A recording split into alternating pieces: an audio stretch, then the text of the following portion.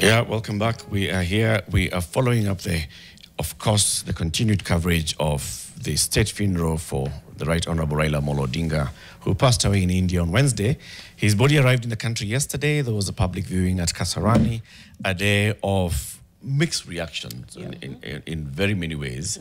People expressing themselves in the most raw way that they could express themselves. Today is the day for the state funeral service, which is now a more structured event that's taking place. We are expecting some dignitaries to come. We are expecting, this is where now the full military honors will take place at Nyayo Stadium. Then there will be a service led by the Anglican Church. There will be crowds as well. And the Deputy President also said that there will be a point of viewing further than this. And then tomorrow the body goes to Kisumu for some more public viewing. So what we saw yesterday and what we see today will inform what we expect to see in Kisumu That's a good point. and in Bondo on Sunday.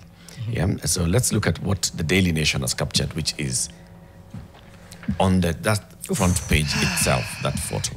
On the front page of the Daily Nation, you see a picture, an aerial view of the procession that was escorting the late Raila Odinga's body along Mombasa Road.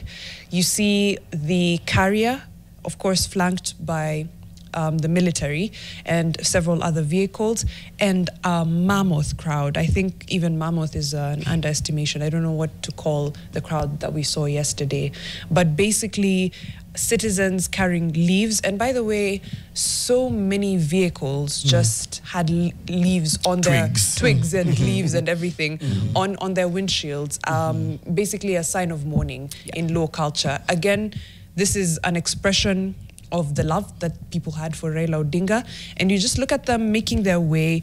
And we saw the pace at which this procession was moving when it was leaving JKIA. It gained momentum after a while, but after a long while. But it was basically part of the culture as well. We saw this as when Monas also escorted Albert Ojwang's body. I remember that. That was, again, a very public look into how Luo funeral rites and how they look like. But it's basically a mammoth crowd of mourners. Again, they escorted the body all the way to Kasarani Stadium. And the coverage is on pages 2, 3, 4, 5, 6, 8, 9, 10, 11, 12, and 13 of the Daily Nation. Just to give you an overview of what those pages look like. Crowd power overruns state funeral plans.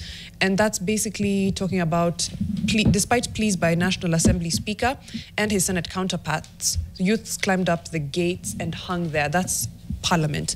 We saw that. And I think it was a great decision to move the viewing to Kasarani. But like we said, state funerals are planned way before. I don't think there's any situation where Parliament would have been able to handle those crowds. And the fact that the communication was coming from I think Babu Owino, I saw Tiende Amolo there as well. I'm trying to remember who else I saw at Parliament trying to speak to mourners. And they did believe them after a while and leave. But there was also doubt. You know, there were people who were like, Metudanganya, you're trying to just get us away from here. So I think you need to, I mean, media houses had already, you know, covered it, but I don't know, screens across the city. We've said this so many times. Huge screens across the city, where people can watch the procession, they can watch the going-ons, they can get breaking news. Mourners breach JKIA security. Mourners invade the State Pavilion, forcing cancellation of official reception for the late opposition leader. There was a major security breach yesterday at JKIA after crowds of mourners and Boda Boda riders forced their way into the State Pavilion during the arrival of the body of the late Raila Odinga.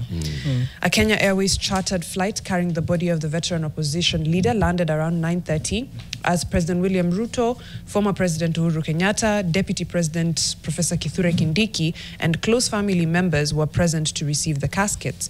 But moments after the plane taxied into the VIP area, crowds broke through the security barriers and military and police officers were forced to intervene. The disruption prevented the planned prayers and handover ceremony from taking place and led to the cancellation of the entire official program. We covered that yesterday live as it happened.